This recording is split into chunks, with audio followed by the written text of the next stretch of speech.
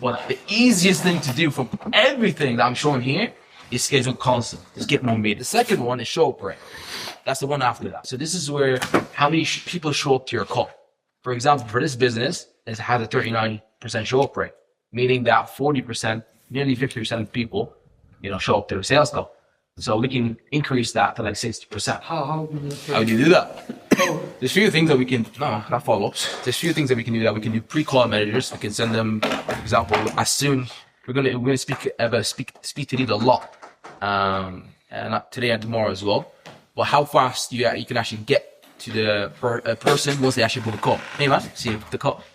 You ask a couple of questions, you qualify them, you make sure you show up, you call them again the day before, the same day, so on and so forth. All that is great. Show up rate is amazing. Okay, you can do everything in the world.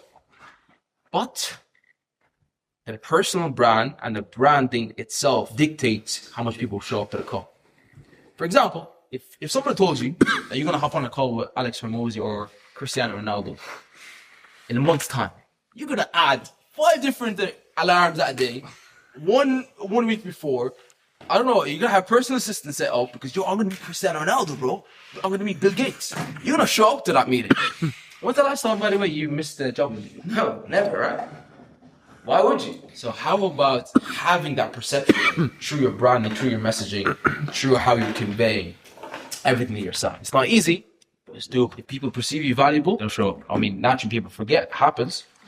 But if you do, the best companies, they achieve anywhere between 80 to 90% show up rates. But in this day and age, it's getting harder and harder. The industry standard, it is getting low because a lot of people sell stuff online. So the show up rate is naturally going up with the industry. Studies show that leads are 9x more likely to convert if contacted within the first 5 minutes. Not only that you're sure that person's going to show up, you can eliminate 2 things in that case. If they're unqualified and you don't need to speak to them, you can eliminate it.